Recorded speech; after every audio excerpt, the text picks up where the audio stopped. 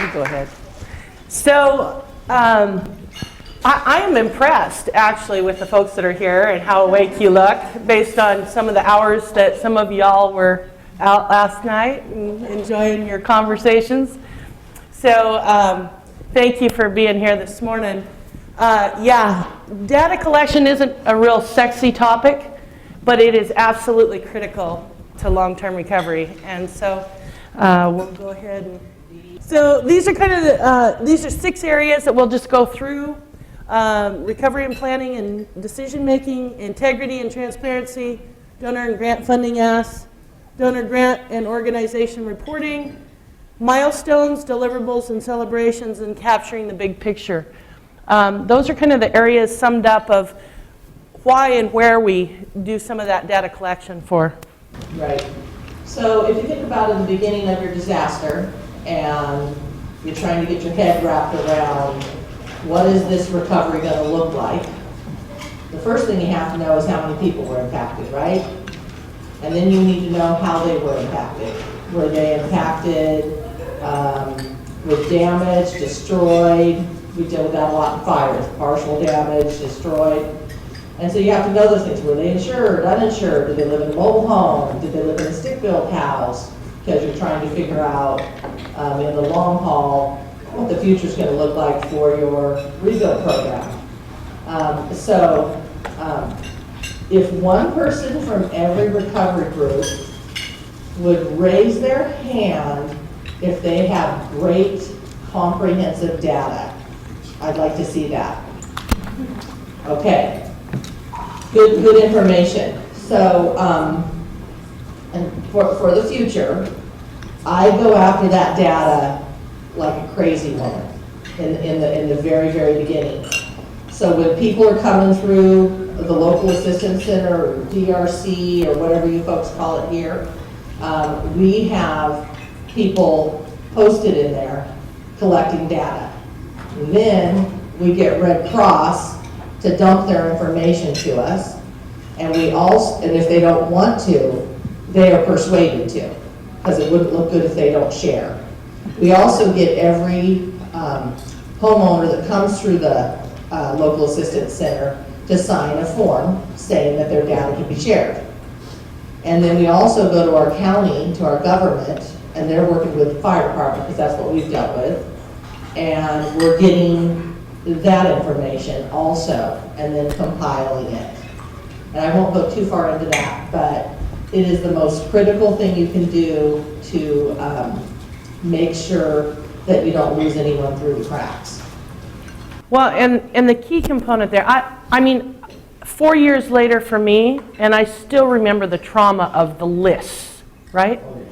You guys, I mean, that's the first big argument or fight or power struggle that you deal with in that is you're trying to figure out, everyone is wanting to do something, and you can't do anything without that. You just can't even begin. And so how you formulate those lists and whether they have integrity, whether they're true, whether they're overlapping with other lists, and you've multiplied and you're stating something that's not true, is critical to moving forward. And so I don't, frankly, with this volume that you've dealt with, I think it's absolutely a miracle, the list that you've already created among your communities and how some of that data has formulated. I just looked at a website with Sally there yesterday that a couple of different groups had formulated in, and it looks wonderful. So just make sure you're getting the data that you need and making sure that you're connecting with everyone that's trying to process that info. And a lot of times, either universities or medical centers or people that are used to dealing with a lot of data can process some of those things. So you just want to make sure you're finding all of those. And today, networking today is a good place to do that. Absolutely. Okay. You want to talk about the FEMA list? Community. I do want to talk about FEMA. So I talked to a lot of different recovery groups, and I say, how many people are you dealing with? and they'll give me the FEMA registrant number, how many people registered with FEMA, which is not a good number traditionally, because everyone signs up for FEMA. When we had a San Diego fire, we had people 200 miles away register for our disaster. And people just, oh, I'm supposed to register for FEMA, so I register for FEMA. So those FEMA numbers are traditionally never good numbers, those initial registrants. So don't get your numbers are already overwhelming, all of y'all, because you have so many people impacted. But so don't let those FEMA initial numbers make you even more traumatized with what you're going to be impacted by. So I just want to talk about the importance of the boots on the ground part of this. For us in our disaster, we, to even do the original declaration, when we had the state came in and did their assessment, they did a drive-by assessment. People living in the mountains, you have no idea who's truly out there if you stay on the main highways, right? And so for us, we had 316 homes in the original piece of the fire. However, when we came through and when they first did the evaluation, they missed 124 homes. Okay, so 1/3 of the total damage was missed, over 1/3, was missed in the original assessment for the individual assistance. We did not receive individual assistance, even though it was 526,000 acres of damage. And so you really, and we had to fight to go out and get that next round to reapply and to actually do the data on the ground. I made the original survey to capture those losses that they were not capturing. And so in 2015, it changed the way that the state did their data collection in our county. And so you want to make sure everything gets captured. Data drives everything, people. Decisions, strategic plans, be realistic, have real numbers. If you don't know how many people are truly impacted in your community, how are you supposed to know how many case managers you need? How are you supposed to know how many potential rebuilds you're going to need, so how many rebuild groups you're going to need to come in and help you? How are you supposed to know any of those things without your data? So if you don't learn anything at this event, go back and work on your data so that you can really, really get your head around what you're dealing with. And I know that seems pretty late in the game, but I'm telling you, it is critical. And it can be as simple as a spreadsheet. And you would be shocked at some amazing volunteers that love Excel spreadsheets. It is their passion. I love it, and it is a great way for you to kind of get out of the fog and figure out if you're in a fog. I know a lot of you are not. You're doing exceptionally well. But some people feel like they're just starting, and figuring out that data so that you know what your disaster looks like is critical. So how many of you have had either the media or somebody come up to you and say, how many homes are damaged in your area immediately? And how many could answer honestly and know what that looked like? How many numbers and could answer that just immediately? Okay, some could, just a few. Okay, there is, I know for me, it made me nuts when I didn't know. And particularly as a firefighter who went from door to door to door, I knew when I did my Alta Lake golf course and we lost 52 homes, I saw every single one of those physically. And I knew that there was only 3 houses standing left out of a community. And so I could go through and know that. It made me crazy not to know for the whole county. And it took me a long time to see every one of those and know that damage. And for you, with it being so big, that's harder. But make sure you're not sitting in an office spouting somebody else's numbers that you don't know, truly know. And that at least you're looking at and touching and working on the data. Not every one of you is going to be able to go out physically, but you may have some volunteers that would be willing to. The people you trust for data. Absolutely. Yeah. But that comes to that realistic piece. I know we had some visionaries who said, let's take care of all of all the damages, right? We're gonna just raise all this money to take care of everybody back to the way they were before. Disaster is disaster for a reason. I mean, not everyone recovers to the same level that they were at before, and it's just part of that.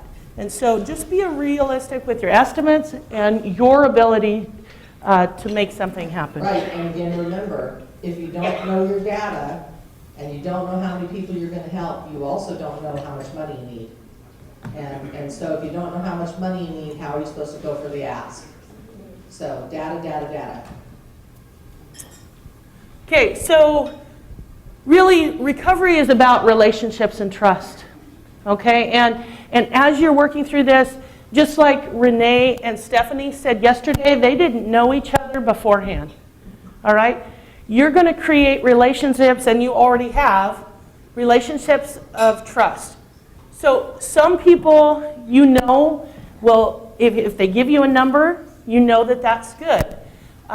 Sometimes you don't. And some of the VOAD members, when they're coming in, those folks have been somewhere else where someone has cried wolf. They've said, oh, we need to build 150 homes. Somebody comes in, and it's 5, right? And so then there's a trust level that changes. And so it's critical that you are accurate and give the full picture of what's happening. Absolutely. I'm trying to think. I was very selfish with my data. And I don't know if any of you all have been that way, but I initially, in my first experience in a disaster, I was very selfish with my data because I somehow knew, and my son had just taken some courses for fire and police, and so I said, I need a data form.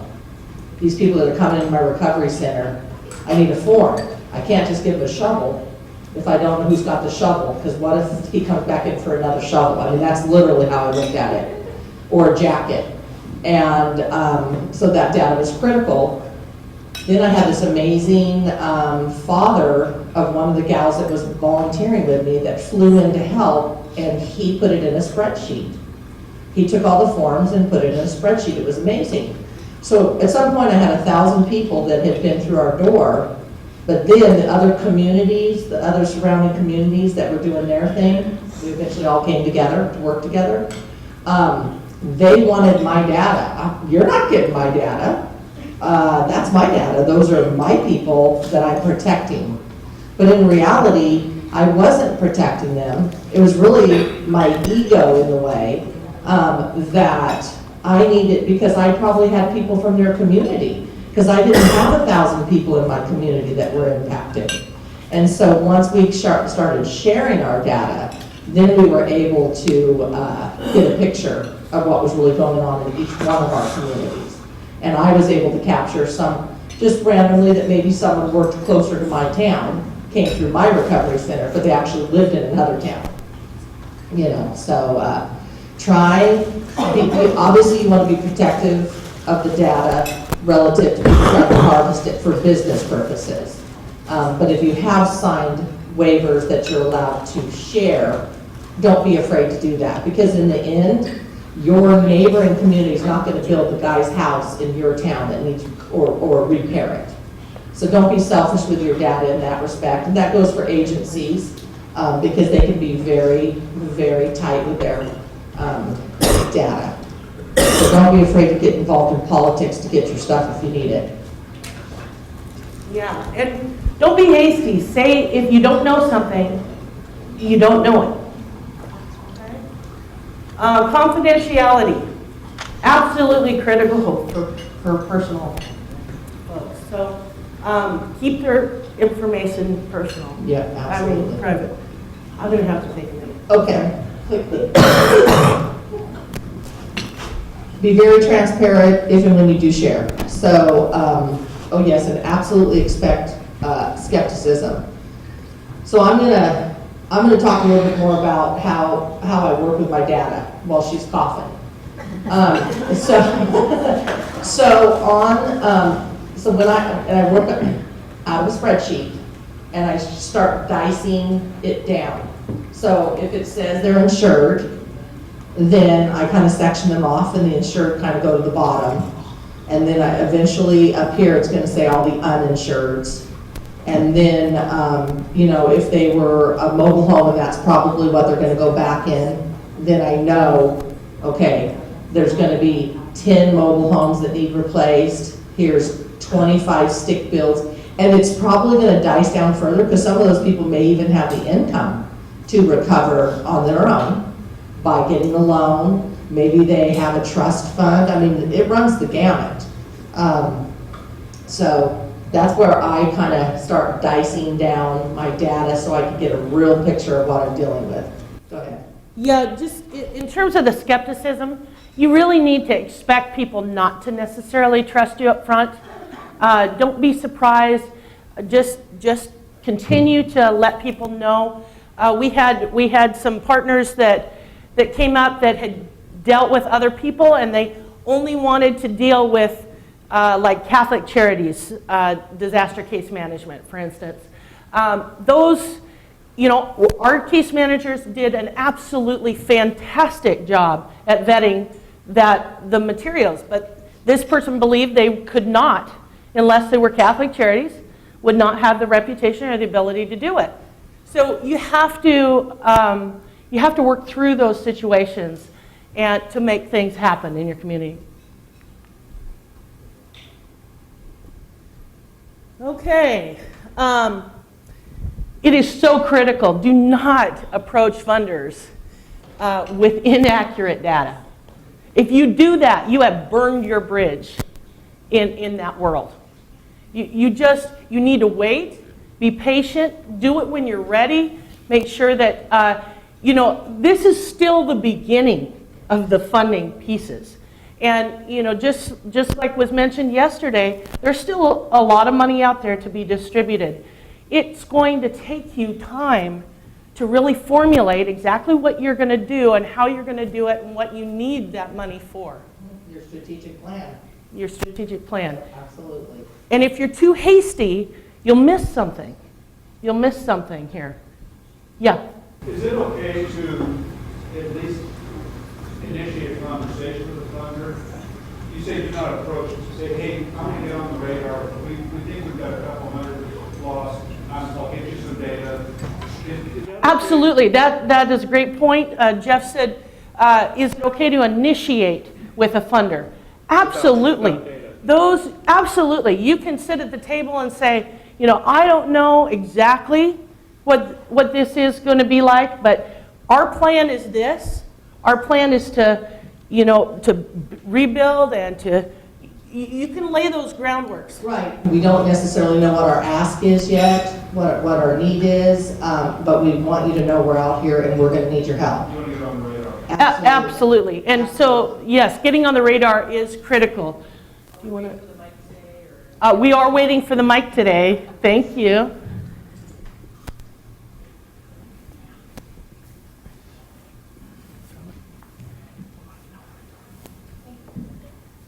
So, a quick question. A lot of this data collection occurs like immediately after the disaster in that short-term phase.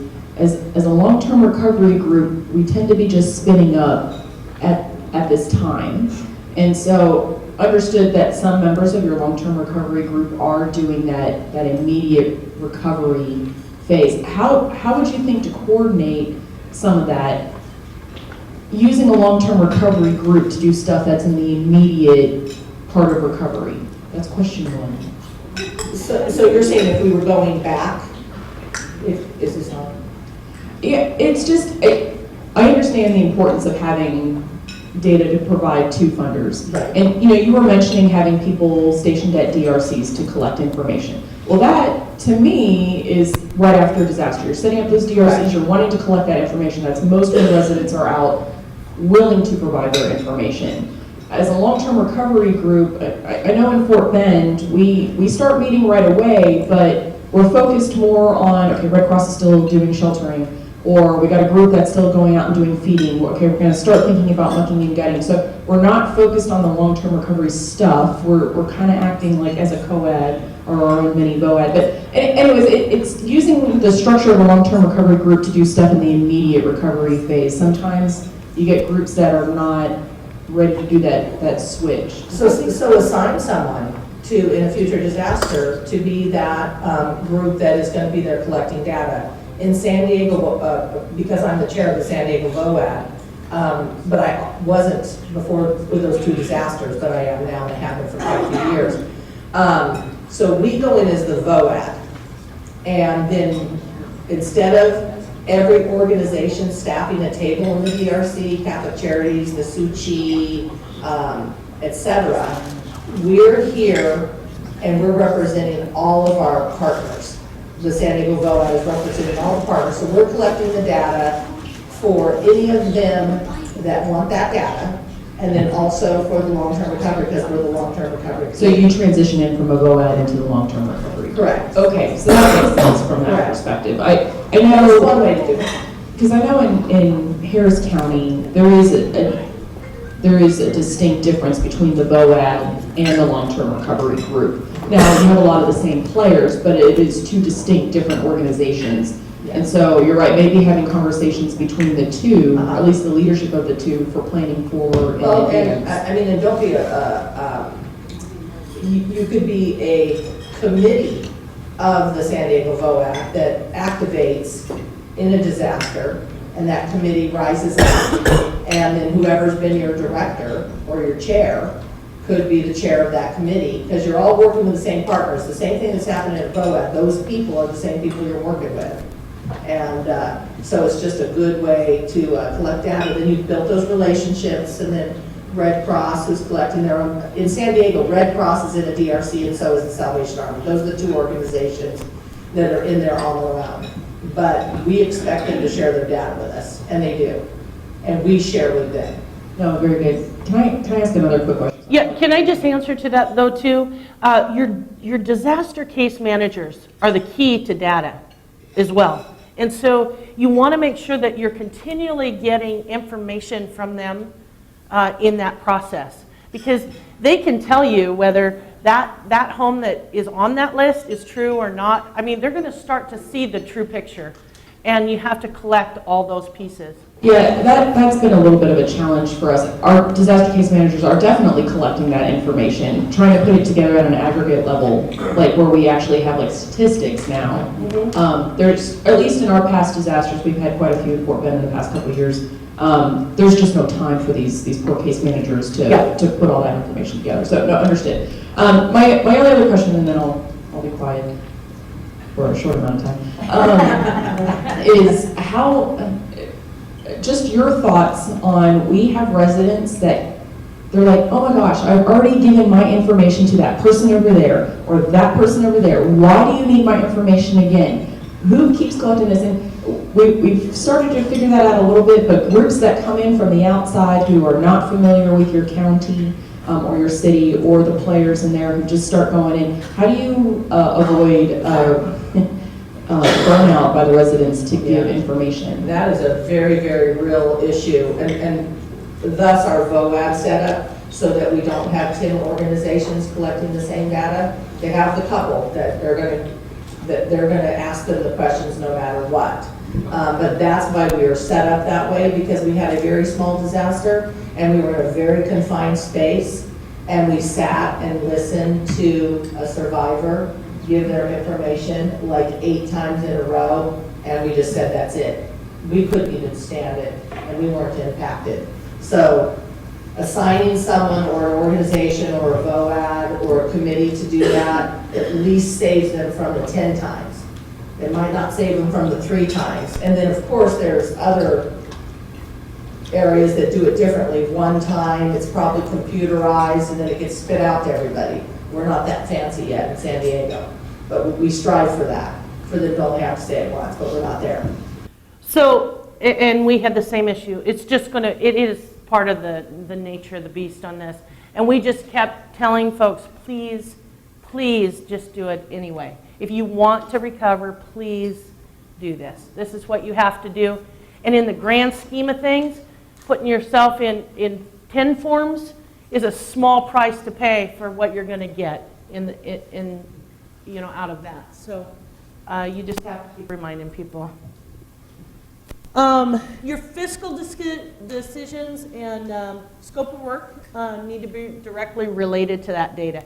I know a lot of folks had this, again, depending on what kind of agencies or what you're dealing with, sometimes those folks want to, I know we've had like action councils or people that are agencies, social agencies in the communities already, beef up their admin, beef up their operations during those, and it may not directly be disaster related. And so just make sure that anything that you're doing is related to your disaster piece here, just for the integrity of it. Okay. Have any of you prepared any case statements for fiscal campaigns or anything currently? Okay, what's that? What do you mean by case statements? Case statements are to fundraise. You basically do a narrative. It puts your data into it, and you produce a case statement where you take that and give to your funders. So that's what happens when you don't get an individual declaration and there's not enough funds, period. There's a fair amount of funds here, but it's not going to be enough. I think you're going to end up having to each do some of your own campaigning, okay, fiscal campaigning, if you want to do that in an area. And so when you prepare a case statement, you need your data to be easily read and easily understood. So that if a funder opens it up and looks and says, yeah, we are building plan to build this many homes. We have this much damage. It's going to serve this many family members. It's going to rehouse 150 people. Okay, so it is the narrative combined with the data. And it's visual, it's easily done. I should have brought my case statements. I didn't do that. But we did a matching campaign. We did 17 days from July 1st through July 17th. We got a donor who said that they would match dollar for dollar every dollar raised in a certain amount of time. So we had 200.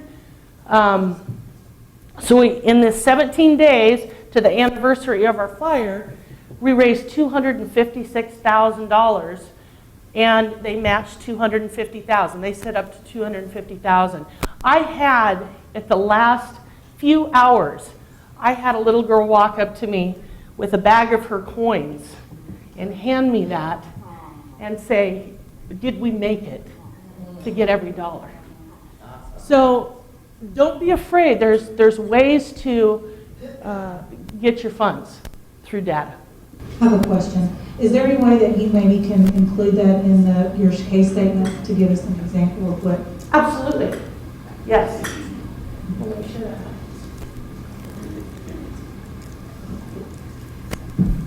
Critical. Create strong, transparent relationships. I was never a super VOAD proponent until I became the chair. Imagine that.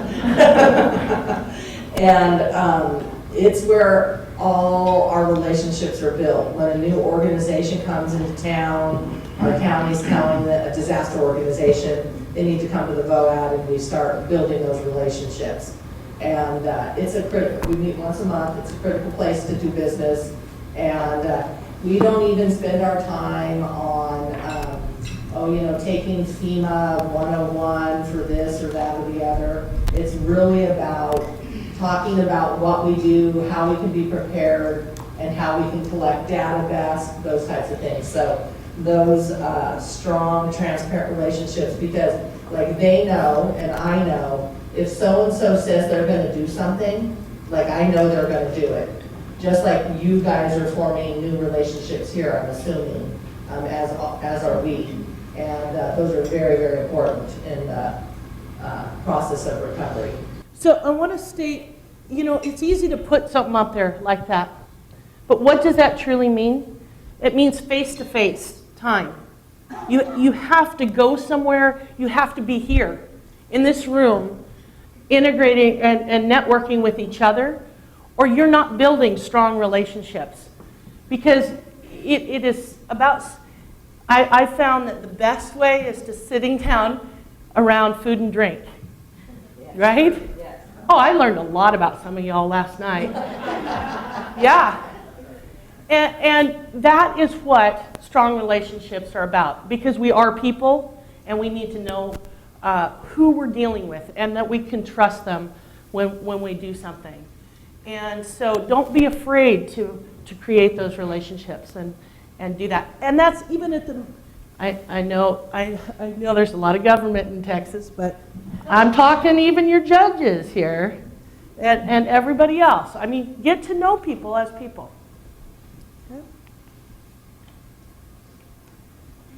Okay, and make sure that when you do and when you organize your data, I mean, there's nothing worse than a whole bunch of numbers being thrown at somebody. I mean, one of the things in board member best practices and so on, if your executive director is throwing all these numbers at the board members, usually they're trying to hide something or they're just not very good, right? You want your data to be easy to follow, easy to see and understand what your goals are and what the mountains that you have to climb through it. Okay? Yeah, and it's very easy with a funder, when one of our grant writers, she's saying, well, how many uninsured do you have? Well, and I go to my data and I say, well, it looks like we have 5 uninsured and 3 potential. Well, if we use the 8 number as uninsured and that we expect to rebuild their homes, and then they fund us for that, and then they're like, well, why did that happen? Shouldn't you have known that they were uninsured? So we wouldn't give that 8 number. We would give a 5 number with an additional 3 potential. Very legitimate data, critical. So every month, my disaster case managers, they write how many total contacts were there, what we started with, when, and where we're at now. You can see the pattern as we close cases. And they keep that running total all the way through. So the minute we have to pull something up and somebody says, well, how many cases have you closed with Red Cross? They know exactly when and how many. It's easy to see. It's just a running total that is at the bottom of the report every month. That is not easy to get that report out of CAN. The coordinated. I am sorry we network. did not use CAN. But, yeah.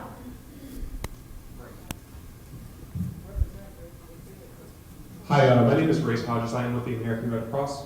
I just wanted to say that if anyone does need assistance running reports in CAN, that is a service that the community recovery specialists such as myself and Angelique Ortiz can regularly provide you. That's something that we regularly provide for Soria County.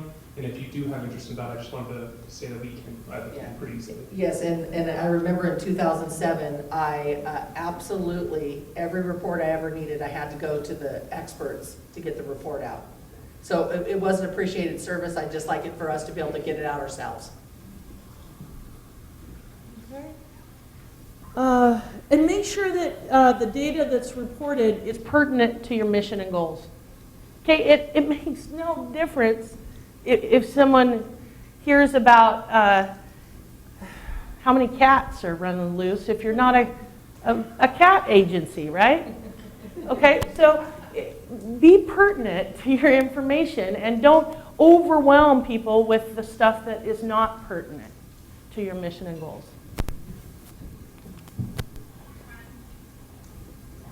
Okay, milestones and deliverables. We talked a little bit about this yesterday, but it can help you show those milestones. And particularly for partners and contributors, as you know, how many people serve continues to be an ongoing thing. How many children are back in their homes? How many school age, you know, for us in Pateros, you know, we're a K through 12 school in one building, okay?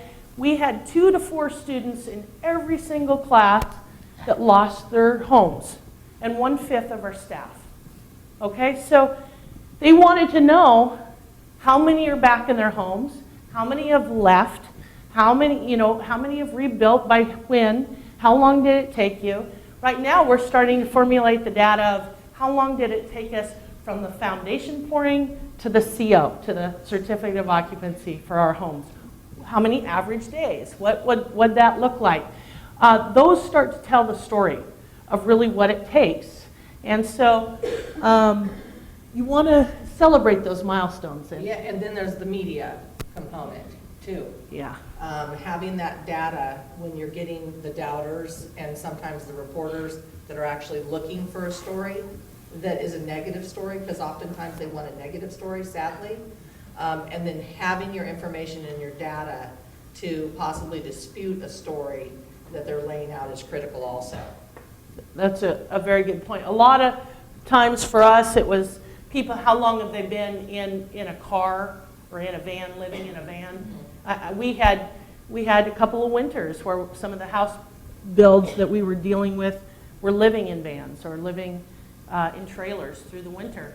And we have 4 feet of snow in the winter time over there and minus 20 degrees sometimes. So those were challenges. And they tried to find the stories that, as if they didn't want to be there. A lot of our folks wanted to be on the property. They want to be on their own property, and they don't care if they have to go through with a trailer through the winter. They would prefer that over being in a motel. So tell the data, tell the milestones. Yeah, knowing your data. Oh, that's Bob and Joan Smith in their van up on the property. Yeah, we're aware of them, and we're in contact with them on a regular basis, and that's where they choose to be right now, and this is what we're doing, and this is the stage we're at. Having that information.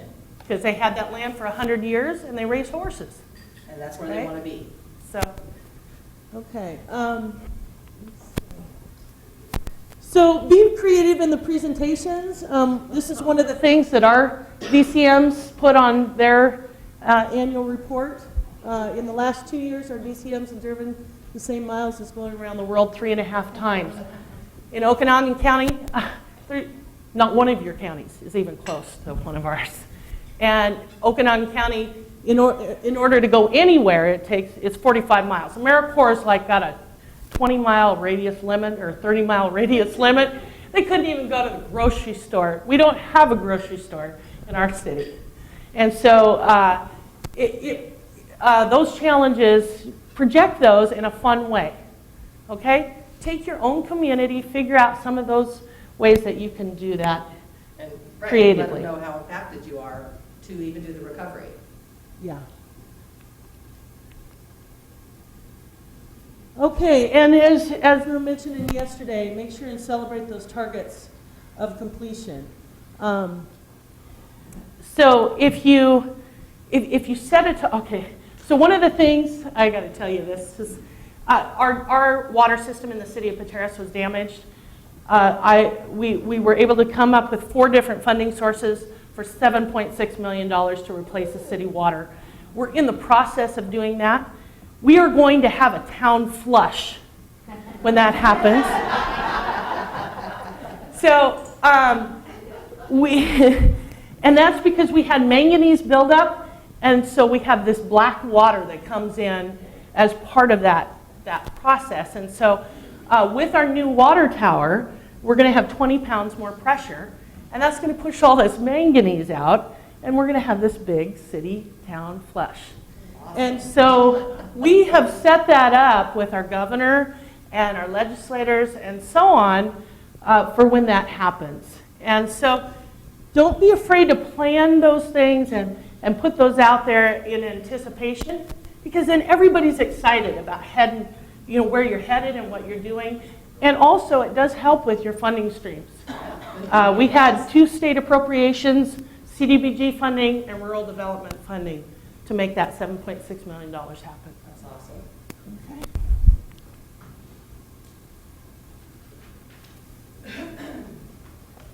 Okay, capturing the big picture. It's really important for future. You know, with Texas being hit again and again and again, it's going to be really important how you recover. And look for that preparedness, that mitigation, doing things in a way that will change your life, change the course of the lives of communities. And it's exciting for me. I know I get to work with Victoria County right now, and they're making some huge changes in the infrastructure pieces of people's lives there. There's going to be some big changes for communities. And we want to see that everywhere here. Does you absolutely no good to build something up halfway that's going to come down again or have trouble. So you're going to have to figure out how to do that and capturing that data and making decisions off that data is going to be critical. Yeah, even, really being thoughtful about the data that you're collecting at that intake time. If you didn't feel like right now that you have your data, the greatest way to collect data is to have an event where the people come and possibly they're getting $25 gift cards or $10 gift cards, and they come through the doors of your event and you're collecting their data now. You can still collect data. And they will come. We find if we're doing some kind of a giveaway, if we have the ability to do some kind of a giveaway, we're able to capture people or people that have not ever come forward into our data bank, et cetera. So that's something to think about also. Even if it was a cookout, whatever that may be, but they've got to kind of sign up and fill out a form that it is a disaster event. And then you're collecting data on them. Yes, Chris. Good job. So World Renew has been in a lot of these communities doing damage assessment along with Team Rubicon. Is that effective data collection? I mean, it's a piece, but they're not hitting all the people. Because they're not, in my opinion, there's not enough time on the ground for them to set up those appointments. And then, that's what they did in San Diego. They're setting up appointments, people come and make the appointment. With the magnitude of what you all are dealing with here, I would say it would have to be a little, initial data would have to be a little bit more simplistic form to collect. Well, I know Team Rubicon went around door to door. Mm-hmm. Well, right, but then the people have to be willing to give the information. Well, But for damage assessments. Oh, for damage, yeah, to Yeah. see the damage, absolutely. But I'm talking about collecting the people's names, and are they insured? And how many people are in their family? Are they a veteran? Are they elderly? Are they disabled? That type of thing. So it's both important. so Absolutely. Chris, to your question there on Team Rubicon, we have in our museum, we have the data that was collected from Team Rubicon. How many tons of metal were moved? How many homes were cleared down to the foundation? Those numbers are permanent. They are wonderful. And Team Rubicon does a great job with Incident Command. talking volunteer numbers, volunteer hour numbers and what they did. There's a combination.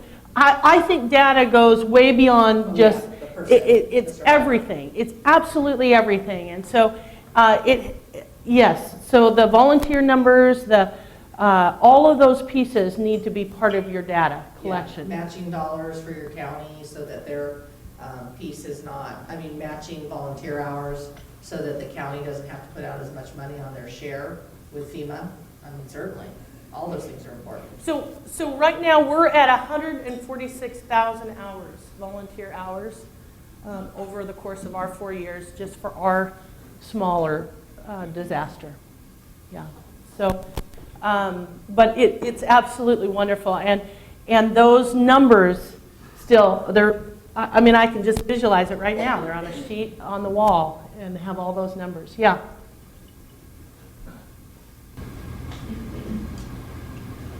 I'm Pops. I'm Team Rubicon, besides being a volunteer coordinator for the LTRG. I've been on 10 deployments with Team Rubicon. One of the first things they do when they come into a community, when they're invited in, is they'll send out assessment teams. They use a technology called Palantir, which is a satellite-based program that operates on an Android base, and they actually collect a lot of information, and they can actually have work orders generated to muck out houses and do it, and cut down trees, whatever they need to do, almost instantaneously. And that's like one of their first orders of business when they come in. So there's a lot of good information there. Absolutely. It's exceptional, and it's 100% accurate. You know that each piece, the way that they do it, It's serious business, yeah, it is. yeah. So, so one of the things that I found is that our perceptions change over time, and the data won't. And so, we all form our own opinions, right? We all form our own opinions of someone if they're yawning here this morning. Yeah, go ahead and smile if you do so. So, you know, everyone has their own opinions, and what you want to do is utilize that data to make your opinions real, okay? Because we have our own, whether we got up bad in the morning or whether we slept bad at night, or, you know, all those factors, personal, human factors, factor into that. But really, when you look at the data and you look over time, it can change. It can change. Okay?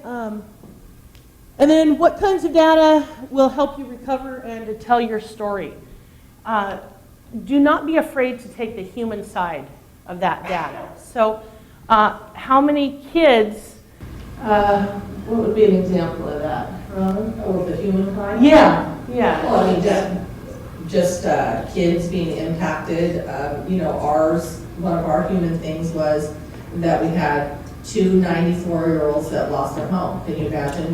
You live 94 years and your home's destroyed. There's so many human sides to data and recovery that, I mean, take your pick. So we had somebody that lost their home in 2014 in Okanagan County, and they moved to Chelan County. They lost their home in Chelan County in 2015. Okay, those kind of, even though it's little data, it's specific. Those stories tell the human side. We run a preschool and daycare. We've done that for 20 years.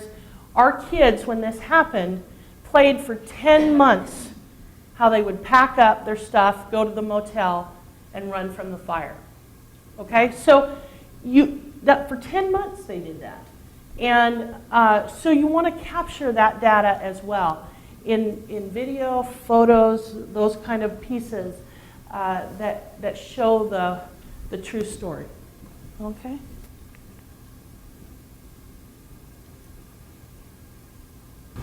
So, go ahead.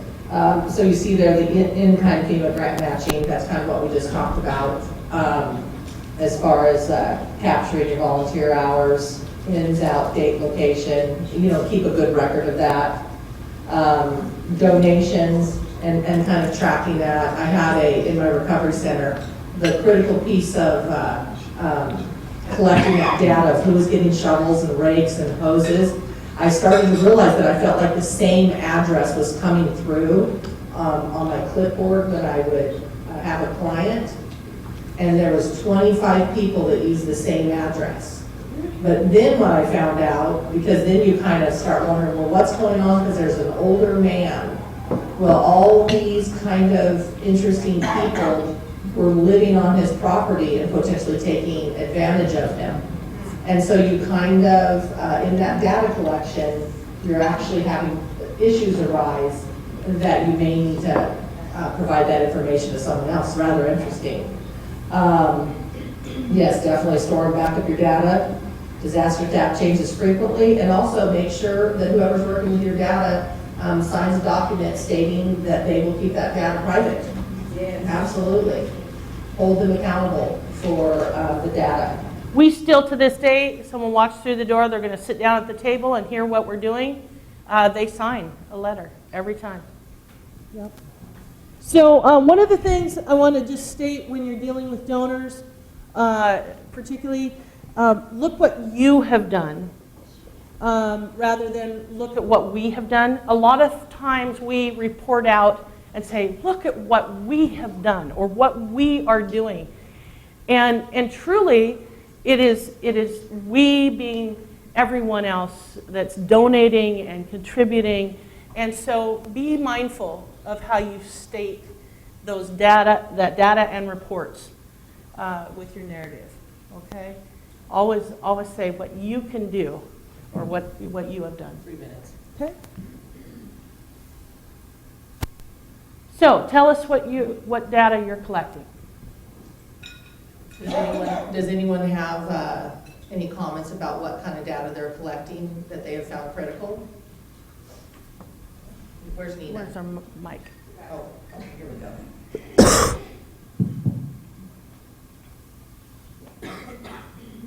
Well, I think the standard of what y'all mentioned was the number of people, the households that were assisted, the in-kind donations, putting a value on those, and even if it meant that you took a bill of lading from 10 trucks that were delivered and know what the initial material was, that was probably the hardest part, was having to calculate how many 5,000, cases of water estimated out to and stuff like that. But that became crucial whenever we got to the fundraising or the grant writing aspect, because they wanted to know that.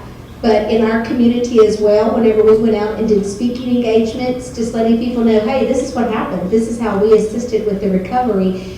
It actually made sense whenever you said that was 4,300 volunteer hours. That was 427 volunteers during that 2-month period.